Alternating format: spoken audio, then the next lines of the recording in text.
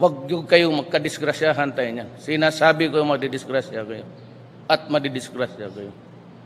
Hindi ako urong dito. And I said, I would stake my honor, my life, and even the presidency.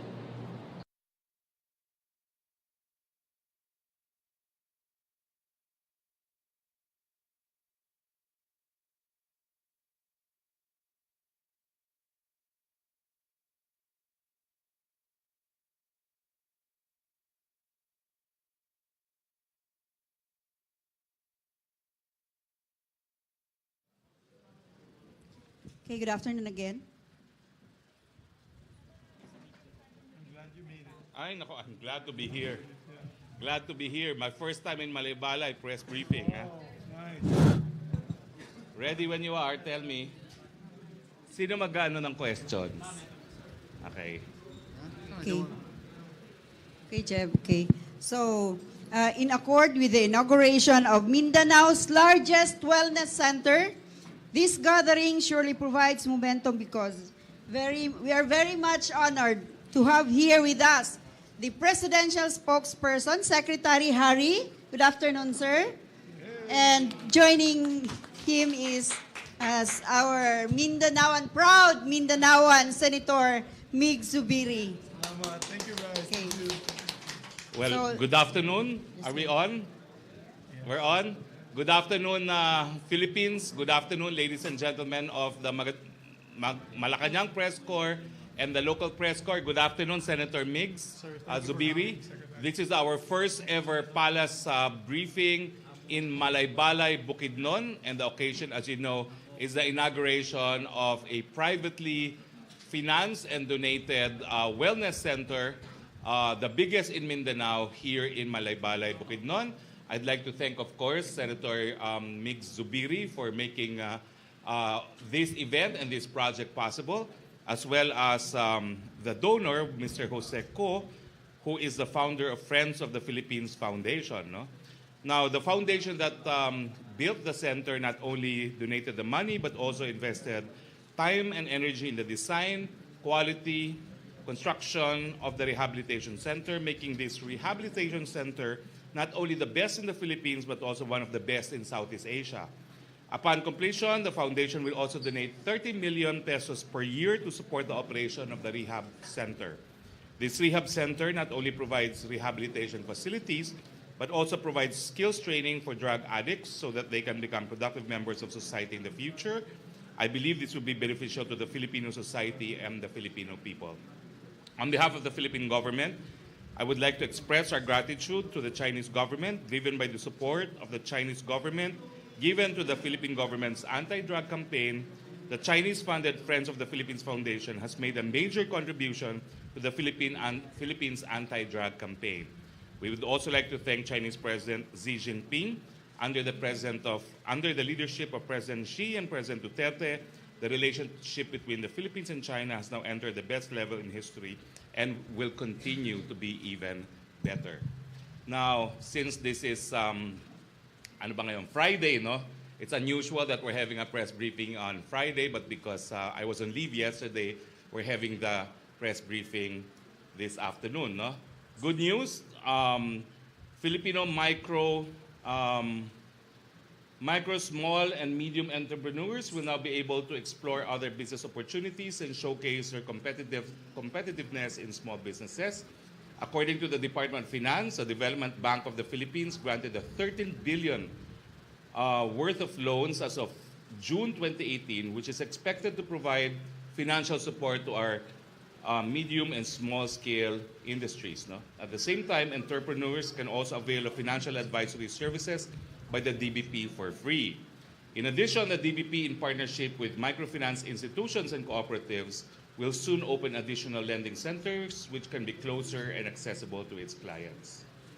Good news, we welcome the positive outlook of Moody's investors, stating that the Philippines is expected to sustain its robust economic growth over the next few years, which is attributed to the government's focus on infrastructure development. This only goes to show that our Build, Build, Build program continues to provide favorable results for the country. According to the Department of Budget and Management, the government's infrastructure spending from January to June 2018 reported an increase of 41.6%, an amount of 352.7 billion pesos compared to last year's 249.1 billion of the same period. Moody's likewise expressed optimism, noting that the government's revenues are seen to further improve, which will keep government debt stable. Related to this, the Department of Finance stated that the package of the tax reform for acceleration and inclusion contributed 33.7 billion worth of revenues in the first half of the year. This surpassed the target revenue by 3.6 billion. Now, we are pleased to announce that the President's Report to the People, 2016 to 2018, Transforming the Nation Through Strong and Decisive Leadership, Malasakit at Pagbabago, is now available to the public and downloadable through the PCOO website. This report complements the President's State of the Nation address, which was concise and straight to the point. As promised, the report presents the government's milestones and accomplishments for the past 2 years and what it plans to accomplish in the years to come in the spheres of peace and security, restoration of faith and trust in government, and providing for the people's basic needs. Okay, so questions. We have this practice already that we alternate questions. First Yes. from the local press corps, then From phone MPC. in or text questions from the From Malacañang MPC. press corps. Okay, So from the local press corps, please. okay, first question from Sir. Okay, and please identify, sir. Okay. Good afternoon, Secretary. It's a question from China Xinhua News Agency. We are happy to see a beautiful center here. And we know the money of the center is provided by the Friends of Philippine Foundation, whose leader and founder was a Chinese businessman. And the land was donated by the city government of Malabale. And so basically it's achievements of the cooperation between Chinese and the Filipinos. So how do you comment on the current friendship between the two countries' people and how this friendship and people-to-people exchange can benefit the Chinese and the Filipinos? Thank you. Well, I think Philippine-Chinese relationships is at its renaissance. It is at its best. And this wellness center is in fact evidence that this cooperation can in fact bear fruits, as in fact we are witness today to a fruition of this new friendship between China and the Philippines. We hope that there will be other friendships attesting or other projects attesting to these friendships. Just last week, we also inaugurated 2 bridges in Manila to be funded through a grant given by the People's Republic of China.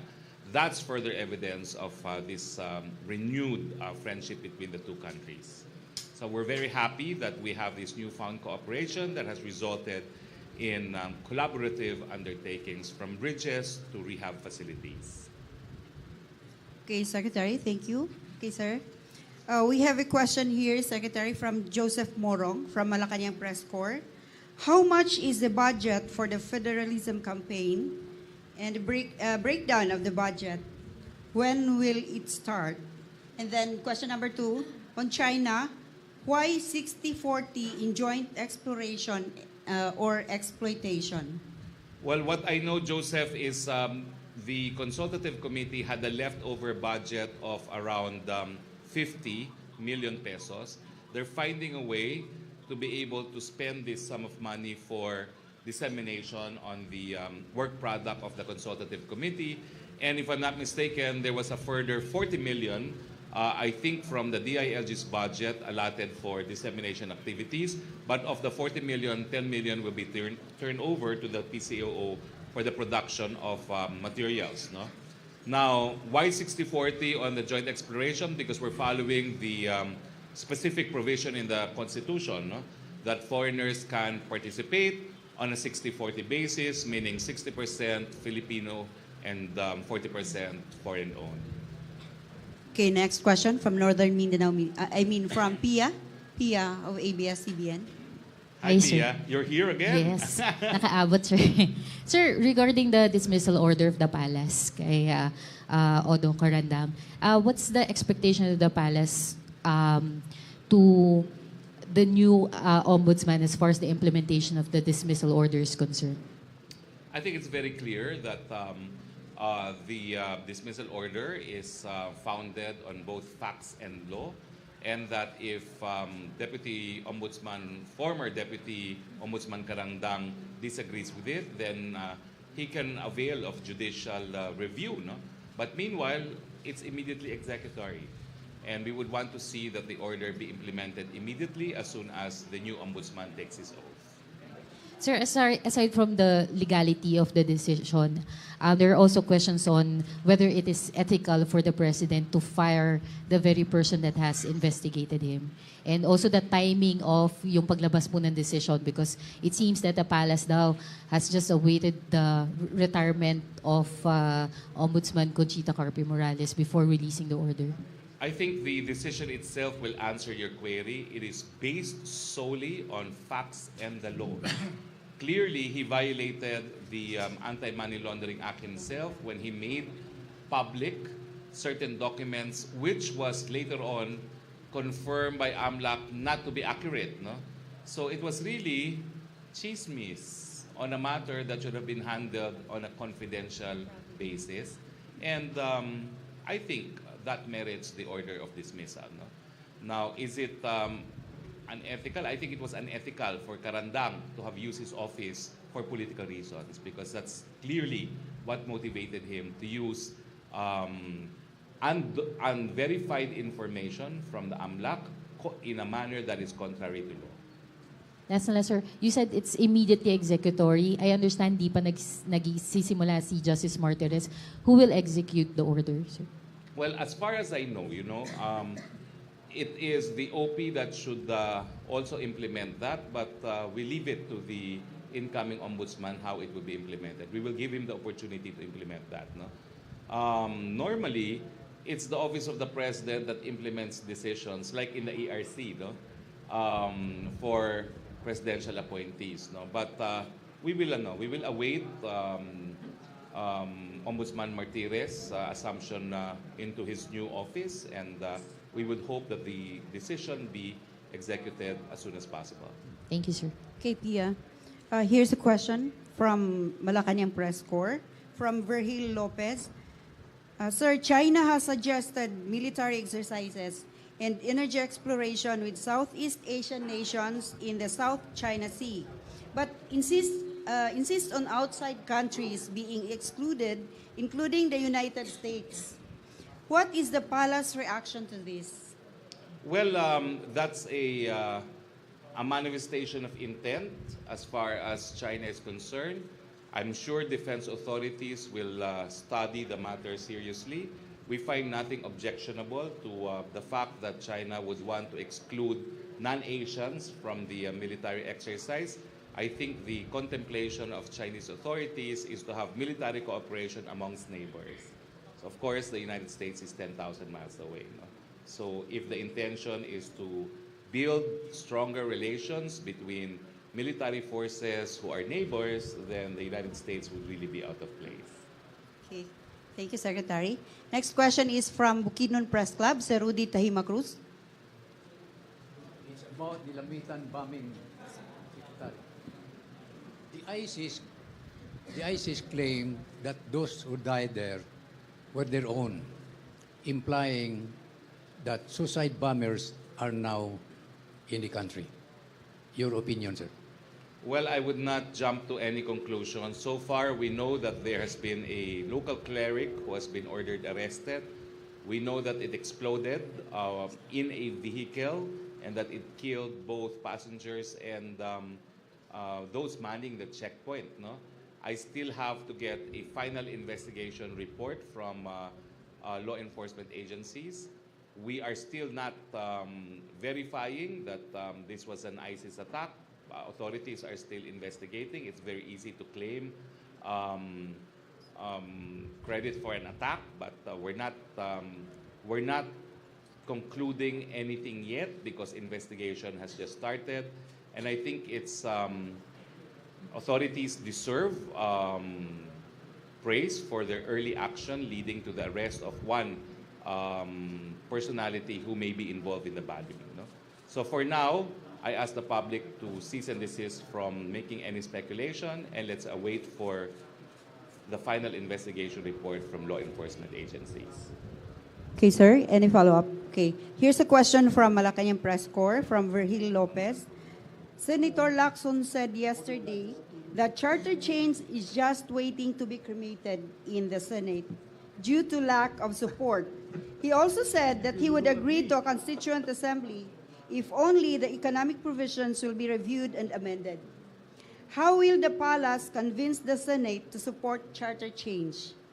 Well, I think there are ways and means of convincing the Senate. We prefer to deal with the merits of the proposal to amend the Constitution towards a federal form of government, and we will pursue that course of action. No? I think there is no alternative to convincing them by showing them the merits of the proposed amendments. And we are confident that after giving them a thorough picture of why we think the charter change is meritorious, that many of the senators will agree with the President on this matter. Okay, thank you. Any question? Take note that initially there was no senator that wanted to sponsor Train 2, but after a thorough explanation made by Undersecretary Kua in a radio interview, no less than the Senate President later on agreed to sponsor Train 2. We expect similar development as far as charter change is concerned. Okay, thank you, thank you, Secretary. Next question is from Bukidnon Press Club President, Sir June Arua. This project, the Freedom Project, is a glaring success, which is also building closer relationship between the Philippine government and the Chinese government. And it is initially situated in Mindanao. Has the donor country and the donor family, the Ku family, not informed the palace that they are willing to expand it through Visayas and Luzon? Well, we welcome, of course, their willingness to expand it, and we would They have not thank yet- them anew for their willingness to cooperate in the ongoing campaign against drugs. But they have not yet informed the palace that they have plans like that. Well, this is the first time for me to learn of these plans, and we welcome it. Thank you very much for the generosity. Thank you, sir. Okay, thank you very much. Here's a question again from MPC, from Tina Mendez. Will admin still push for reimposition of death penalty by amending laws in Congress despite the Vatican's move? I think the matter of the death penalty is in the hands of the senators now. So we leave it to the Senate, whatever decision they may have. No? The President would still try gentle persuasion, but it's really a decision of the senators now. Okay, Senator, don't leave. We need you here also. Okay, so we can accommodate one more. Last question. Okay, sir. From ABS-CBN, Angelo Andrade. Sir, from ABS-CBN Regional. Sir, Seoul said Thursday it had deployed a warship to Libya in an apparent show of force to secure the release of a South Korean national kidnapped along with 3 Filipinos in North African country. Ang Pilipinas po ba, may mga moves din po ba tayo to secure the release of these 3 Filipino nationals along with this Korean po? Alam mo, truth to tell is Secretary Bello and I were supposed to fly to Libya. But it was canceled, I guess, because there were security considerations. But we took steps to prepare for the trip, and it was expressly to rescue the Filipino captains kidnapped by bandits in Libya. No? So your question is, are there efforts? Yes, and it involves hiring very high-level members of government to rescue our nationals in Libya. But I don't know now what the status is, no, because I think security considerations made Secretary Bello postpone the trip to a later date. Thank you, Sec. Merong pahabol dito. It's just like same question kanina, pero papabasa pa rin niya. Same as last question kanina. From Nat Mariano, Ma'am, paas po sana kay Spokes. Vatican daw announced kahapon that Pope Francis has declared the death penalty inadmissible in all circumstances. Tuloy pa rin po ba ang administrasyon sa pagpasa ng death penalty sa bansa, sir? Well, gaya ng sinabi ko po kanina, no? Prioridad pa rin po yan ng administrasyon na ibalik ang parusang kamatayan para sa mga seryosong drug-related na mga offenses. Pero ang desisyon po, dahil naipasa neto ng Kamara, ay nasa Senado na po. Okay, thank you very much. So again, I'd like to thank Senator Migs Zubiri, Governor Joe Zubiri, the Ko family, and of course the ladies and gentlemen of the local press corps as well as the Malacañang press corps for their usual participation in our press briefings. So Thank you if very there are much. no more further questions from Malaybalay, Bukidnon for the first time, this is your spokesperson, Harry Roque, saying good afternoon. Okay, thank you very much, Rafi. So, RTVM, thank you. ABS-CBN, GMA, Radyo Pilipinas, PTV4, TV News 5, the XGT, all the Bukidnon radio stations and print outlets. Daghang salamat. RTVM. So, sir, back to studio.